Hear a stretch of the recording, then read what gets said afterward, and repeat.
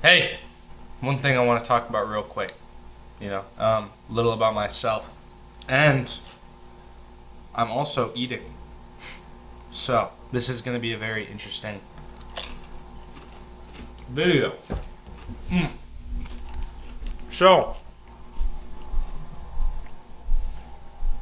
if you guys ever started off as overweight, or if you're overweight and watching this video, I relate to you. I was overweight.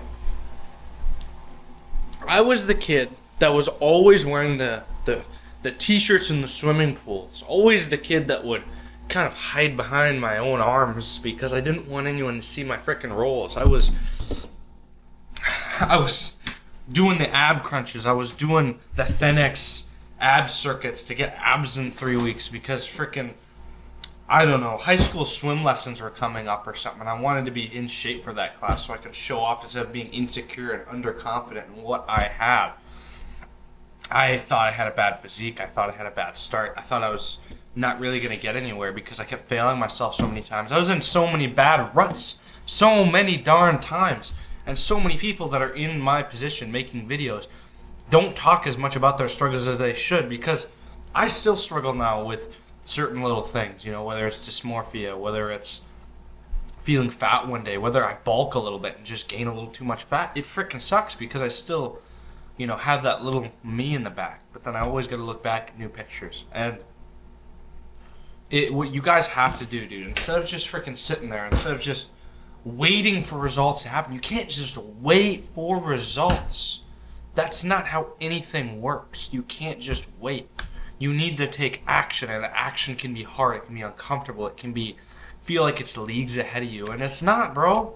Like, it's all about just getting out there and doing what you want to do. Because in the end, I believe we are all in a position, and that position, whether it's our choice to be in it or not, we're accountable for it. And whose responsibility is it to fix it, right? It might not always be your problem, but whose job is it to fix it, right? I learned that from a guy named Joshua Chang. Like, you can't just sit and wait for results to get there. They don't just happen.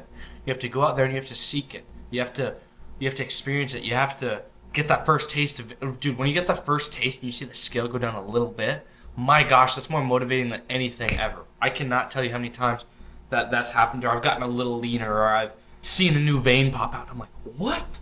What? I have a vein there, bro? There ain't no way. This does not make any sense, bro, but it's all about progressive overload, and not just with yourself, but also with your mind. You have to think, how can I progressively overload not just my muscles and my body, but also my mind? How can I get my mind to slowly handle more better, good habits, right? Gradually increase them, just like you gradually increase weight. Gradually decrease the bad habits, just like you decrease the weight on the scale. You have to just keep going. And as you keep going, you will succeed. You just have to commit and stay committed, right? And you have to surround yourself, right? Pine trees don't grow in the Amazon rainforest. You know why? Because the environment doesn't suit it. That's why if you're a fat person and you're just surrounded by junk food and cosmic brownies and you're in Willy Wonka's Wonderland, like, of course you're not going to lose weight because you're surrounded by the same stuff that would acclimate a fat person, dude. Like, I know that sounds a little curt, but you need to be aware that I surround myself with freaking just guacamole, bruh, with beef, with rice, with chicken. I don't have any ice cream or hardly any junk food in my house. The only junk food I have is maybe my cosmic brownies that my girlfriend has. And I don't touch those because you know what? I'm going to get strangled if I do. I'm just kidding. They're kind of for me too, but I avoid them because I can, right? And you have to understand, you have to surround yourself. And if a person was in the position I want to be, if I'm in the position where you'd want to be, what does my environment have to look like to suit a host, right?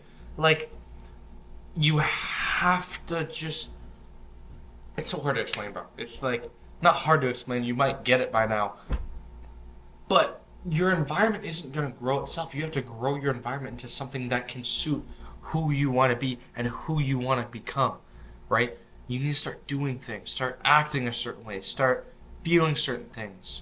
Get rid of certain people out of your life. I remember when I was starting my fitness and getting really deep into it, I lost a lot of people because they just weren't into fitness. They weren't trying to lose weight. They were smoking, drinking, not doing anything great with their lives because they didn't want to make anything better of their lives, at least not in the way that I wanted to, where I wanted to become big in business and big in fitness and make sure I was in top shape, you know? But there's sacrifices you have to make, whether it's your comfortability, whether it's your friends, whether it's your environment, whether it's so many different things, man. And it's all about what you pick. And I hope I motivated you a little bit to get up off your butt, bro, and start freaking working. I love you guys, and keep working. You guys are capable of great things. Don't forget that, dude. I don't try to be a hard ass for no reason. I truly believe you guys are capable of anything and can do anything. All you need to do is just act on it, man. Love you.